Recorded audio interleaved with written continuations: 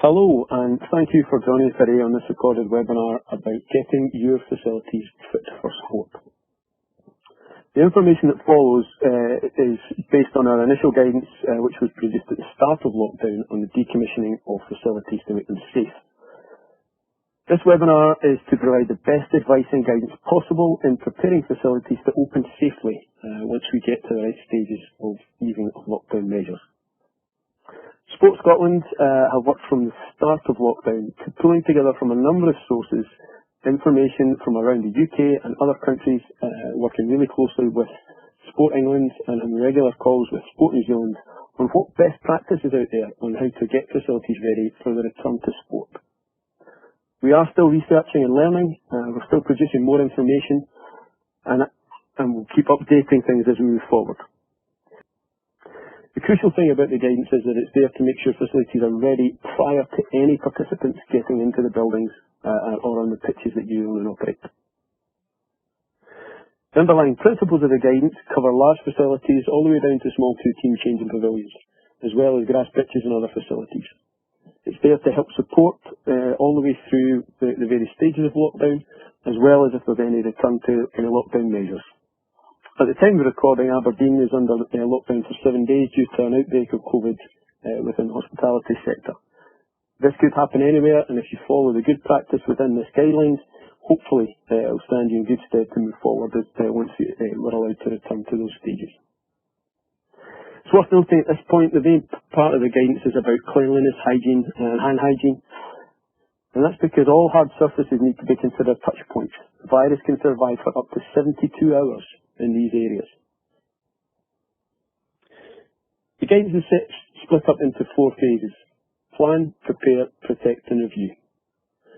First stage is the considerations to ensure that you're prepared for the opening of your facility. These are the things that need to be reviewed prior to any work being done. It's the responsibility of the management, the committees, to make sure that they've got a check on everything, they understand everything that's in place. They must review and update any operating policies. If they don't have any operating policies, it's a good chance to get a set in place. Connecting with networks.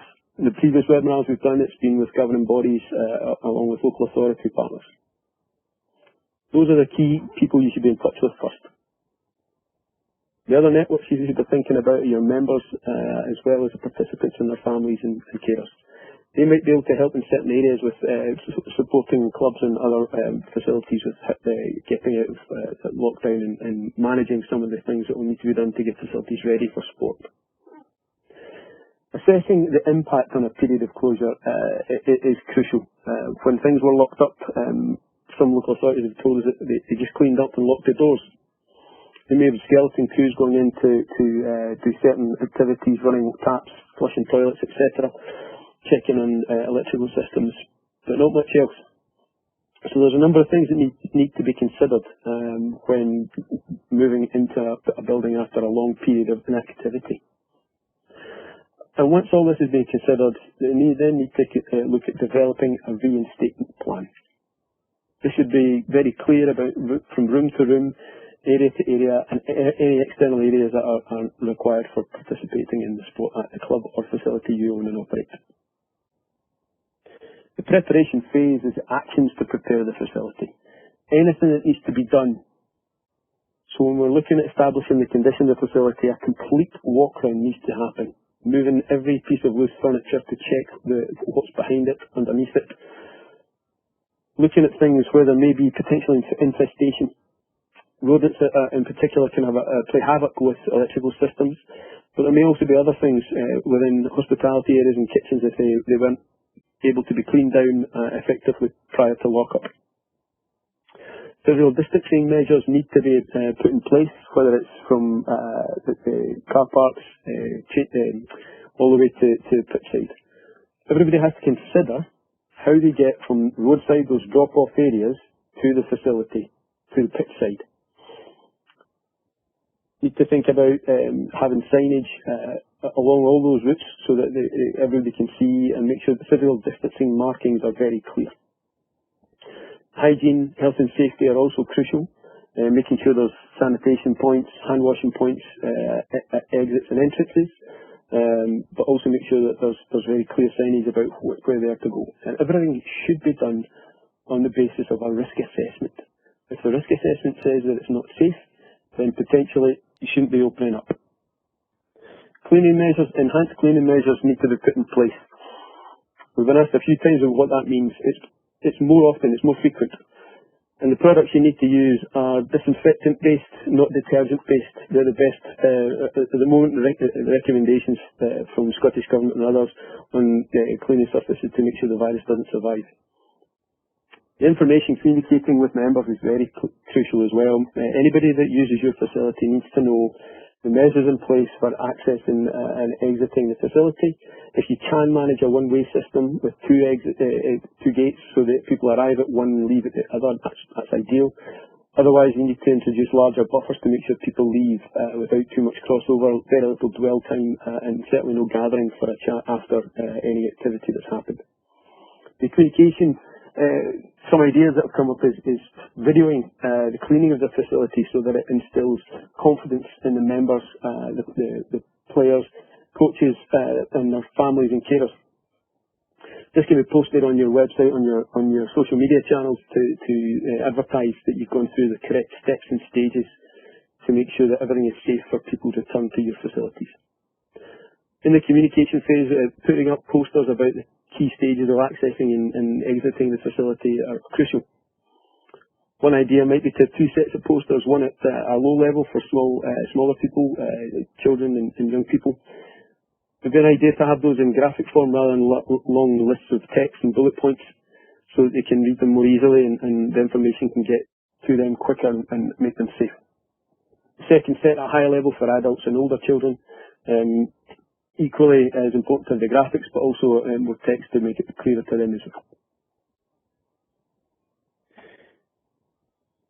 A couple of other points to note. It's probably worth checking with insurers. Make sure that there's no additional requirements from them to make sure to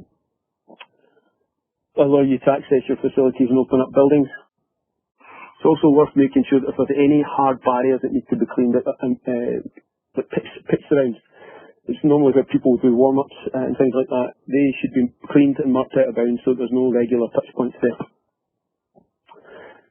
Need to plan to continue potentially with limited access to the school's estate. This should be part of sports clubs planning, and clubs need to engage locally with the operators. Schools across Scotland have got a different model. It can be run by PPP, it can be run by the Leisure Trust, or it can be run locally by the school and the local authority. All these things need to be checked out prior to starting or thinking you're starting back to sport once the stages of lockdown have eased. That will be true of local authority facilities as well. There will be a number of facilities will open up in a phased form. This is more due to facilities needing to be made safe. The local authorities and trusts have people on furlough, and they need to be brought back. There'll be additional training required for those people. We need to make sure that the facilities, when they are starting to open up, have got correct physical distancing measures in place, and that is something that can take time depending on the number and how long it takes for the staff to come back and be trained. Indoor capacities will in all likelihood be reduced. This is because the operators will need to introduce buffers for people arriving and leaving, but also for cleaning. As we move towards potentially opening indoor facilities, we've been speaking to local authority partners and the Leisure Networking Group, and some local authority trusts are talking about having either shorter sessions, so instead of the usual hour, it'll be down to 45 minutes to accommodate 15-minute transfer handovers. Or there'll be less sessions because the hour sessions will still be there, but there'll still be 15 minutes in between each session to allow people to arrive and leave. Also, the sessions in each individual space will be staggered to minimise crossover, minimise dwell time within spaces, so that not everybody arrives and leaves at the same time. This is all to maintain physical distancing and all to make sure that everybody within the facility, the staff, the coaches and the participants are all safe.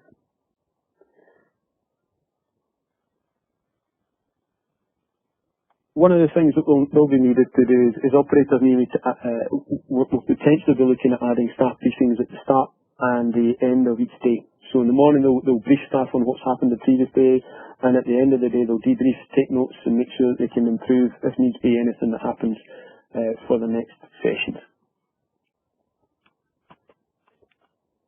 One of the things when we get into the protect phase, which is the actions to protect the safety of participants when the facility is open, is maintaining records of users. So we need to consider the test and protect protocols that are in place from Scottish Government. Maintaining those records means that if any outbreaks do occur, people can be traced easily and they can get a test to make sure that they're either clear or allow them to isolate safely. The cleaning plans need to be updated, risk assessments need to be updated as you move along. Things will change with the changes to lockdown measures, risk assessments will change, hygiene measures might change as more facilities start to open. There'll be additional cleaning points needed, there'll be more cleaning within the building needed, and depending on how busy facilities are, that cleaning may need to be more frequent than it was at the start of lockdown easing measures. And all of this needs to be communicated to the participants and users of your facility. Even if nothing has changed within the previous weeks, it's still worth communicating the existing measures in place in terms of physical distancing, arrivals and departures, as well as the hygiene measures, so that everybody's clear about what they're coming into when they get to the facility. When we're getting into facilities as well, it's not about getting back quickly. And it's not about other clubs and sports getting a head start. It's still technically an extension to exercise. It's about the safe return to sport and physical activity for all participants and users, and in larger facilities, the staff that run them as well. And this is why it's crucial to maintain the standards that have been set within the facilities. The review phase is also very important. One of the things we learned from speaking to Sport New Zealand was that they are really concerned about complacency, and they still are. When they came out of lockdown, one of the things they were worried about was that because they had 0 cases, and they have had for 100 days, and at the point of recording, they just had an outbreak in Auckland. So whilst it might not have been complacency, they are still really concerned about outbreaks happening in New Zealand. So when you're looking at reviewing everything, make sure that the operating policies are up to date, the risk assessments are up to date. Make sure that everything that's being communicated to members is very clear, and make sure that everybody's aware of the measures are there to protect everyone. If one person makes a mistake, it could have catastrophic cascading effects. Aberdeen was a few people, it's now over 100 cases. That's how quickly things can spread. So we need to make sure that where possible we're self-policing within our clubs and sports facilities. Make sure that people are working in line with the government, Scottish Governing Body sports plans, in line with easing of lockdown measures from Scottish Government. And one thing that clubs and facilities operators should be considering is long-term planning beyond COVID. And particularly at the moment, local authorities are planning for flu vaccinations. Flu can have present very similar symptoms to COVID, and if you get two together, it can be very difficult for that individual to come through the other side of it. So it's worth planning long-term about all of these things, about long-term planning for the club and the use of facilities, where they're operating, and how they're going to do that in future.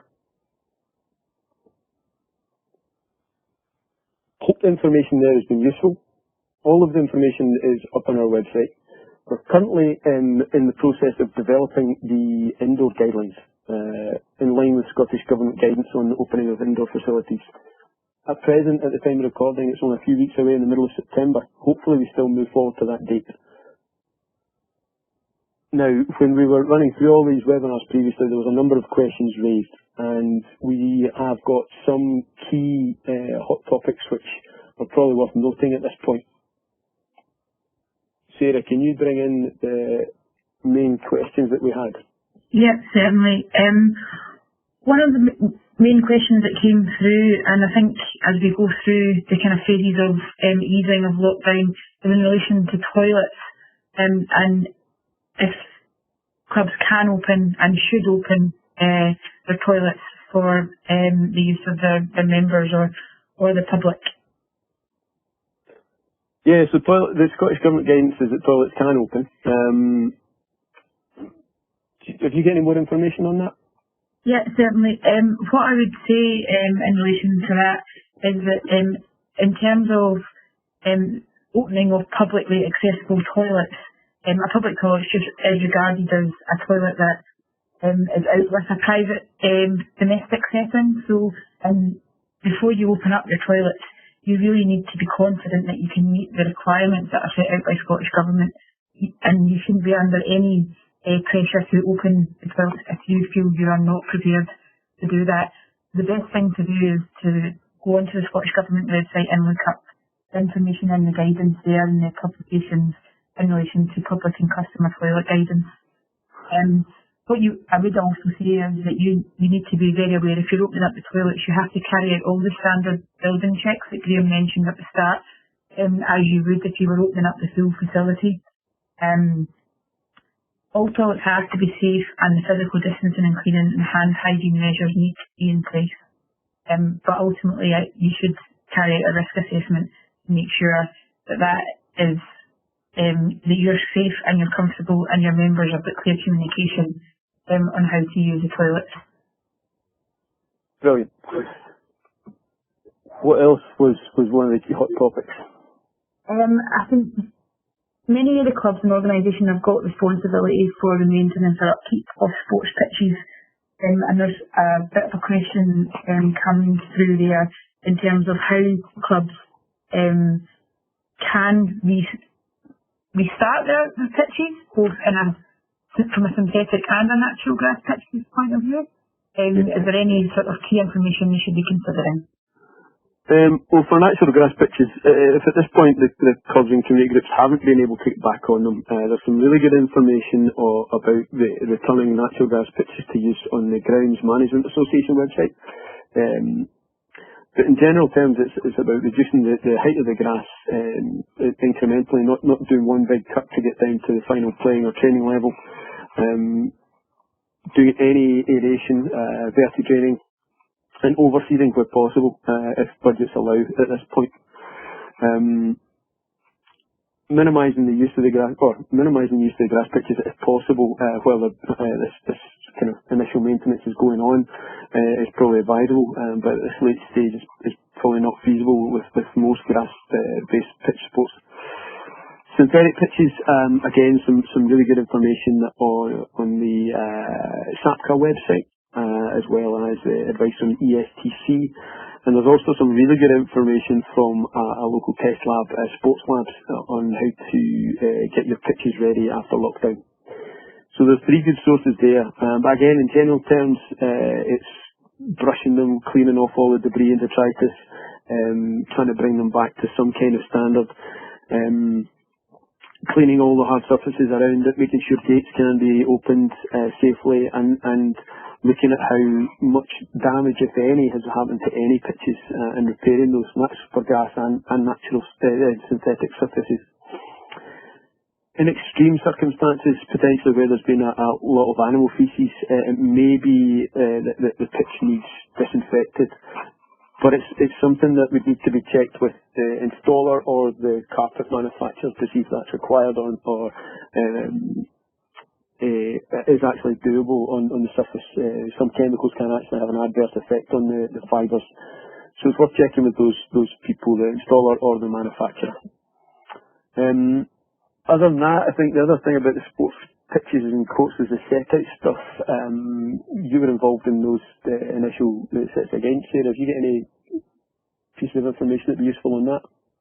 Yeah, I think what you need to be really thinking about when setting out your pitches or your sports courts, depending on what the size that they are.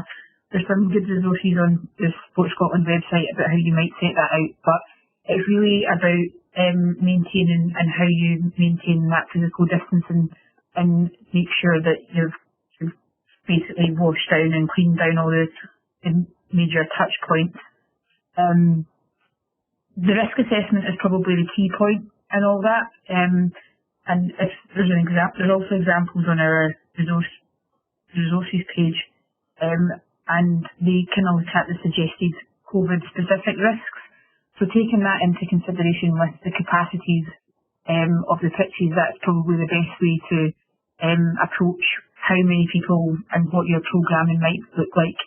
I'd probably also advise that you look at towards the specific sports that you're looking at, because within these sports they are looking at return to sport plans, and they are phase by phase looking at the capacity and what can be included and what is restricted in terms of training schedules, programming, numbers of people on pitches. So while you can there's information on dividing up a pitch and how you might lay that out in terms of physical distancing measures, the activities and how you might run them are very much in the domain of governing bodies or the advice from that particular activity or sport. So combining the two of them, you kind of get a good position in terms of what can be achieved in any one of the pitches. You talked about risk assessments being on our website. There was one thing I talked about earlier was local authorities being in running taps and flushing toilets and the like. That's something that probably would come under a risk assessment as well. If you've not managed to flush toilets, run taps and showers, there is a risk of Legionella and potentially other waterborne viruses and bacteria. What information is there on Legionella? I forget. You'll be able, all your Legionella information can be found on the HSE website. So that gives you ideas in terms of what you would do if you have had a period of close down where you haven't been in the facility to do your normal checks and procedures. So I would urge anybody that has any sort of concern, or if they're unaware of if that those checks and that maintenance has been carried out during this time, to visit the website, check what they need to do. There's also some good links in terms of who you need to contact. It might mean that you have to get someone out just to do some Legionnaires checking, just to make sure that there's no kind of stagnant water or anything like that in your pipe. It's likely that this might be a bit of an issue for older facilities as well, so just bear that in mind. Yeah, and new facilities are at risk as well. Potentially if you've got longer pipe runs, and as we said earlier, if you've not managed to get in over lockdown and run them for 5 minutes at least once a week. Those in terms of services and water, it's also worth checking fixed electric as well as portable electric testing, gas testing, get a gas safe engineer to come in as well. And for bar and hospitality facilities, Sarah, there's specific links for those types of areas as well, isn't there? Yeah, so if you're in a position where you've got bar or hospitality facilities within your general sports club or the likes, then what you really should be doing, and if you're considering opening under the current Scottish Government website, you should go to the website and check out the tourism and hospitality sector guidance. So you'll be basically trying to marry that up with the sports guidance as well. There's also some really good advice via the Scottish Rugby Union website. They've been doing a lot of work on the bar and hospitality facility side of things, specifically for clubs in terms of catering for indoor and outdoor spaces. So I would suggest that you maybe hop over to their website as well for some additional information. That's brilliant. I'd forgotten about the Scottish Rugby stuff. When we were running the webinar series for the regional partners, we had a series of questions that came in pre-webinar delivery, and some of those were pretty interesting. Have you got any of those sitting there?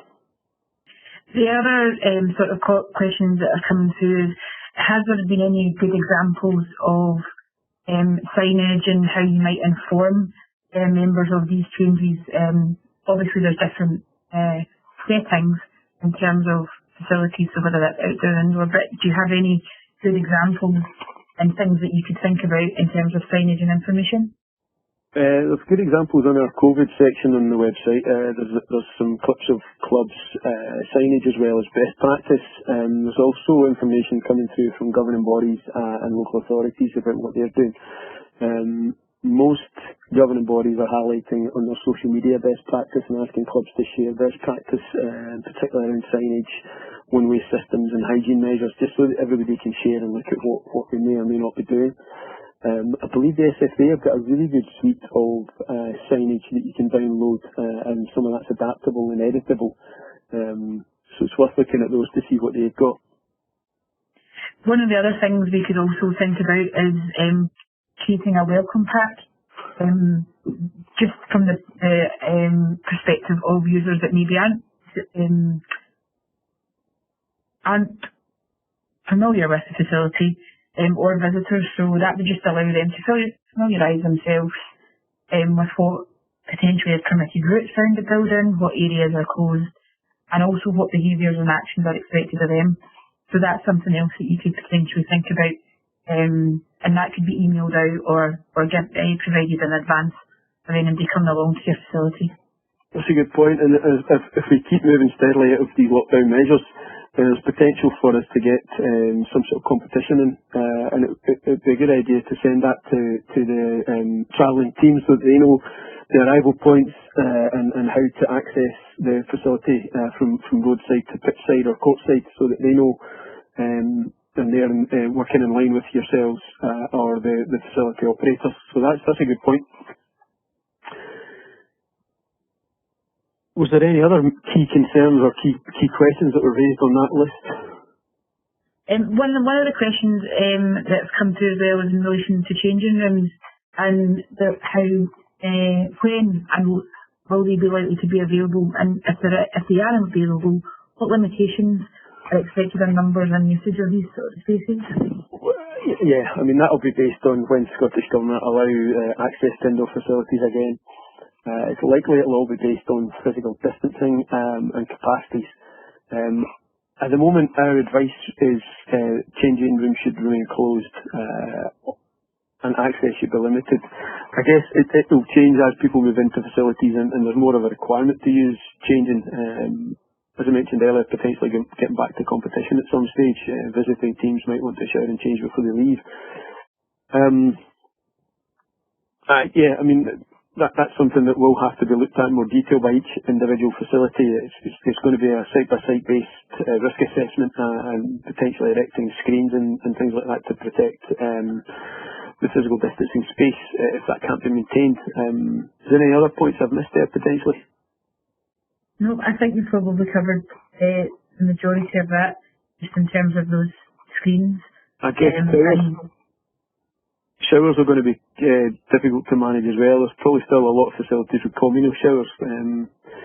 Again, it'll be risk assessment based. If there's a one-way system in and out of these, I guess they could allow one in at a time or something, but that could be more challenging. What's the thinking for swimming pools that we've seen from the guidance that we've been writing, as well as guidance from Scottish Swimming?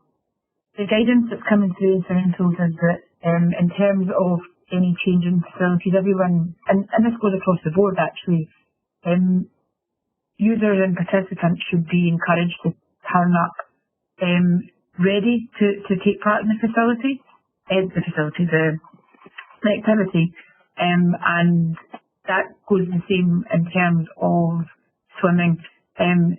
What is being referred to as being beach ready.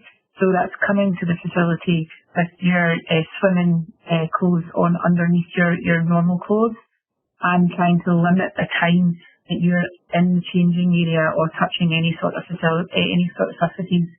So it's just a matter of taking off those clothes, putting them in the locker, and then that's you ready for swimming. So it's the same principle for both the advice and the kind of guidance you should be giving participants, where possible, turn up ready for the activity, and just limit any use of changing facilities or showers at this moment in time.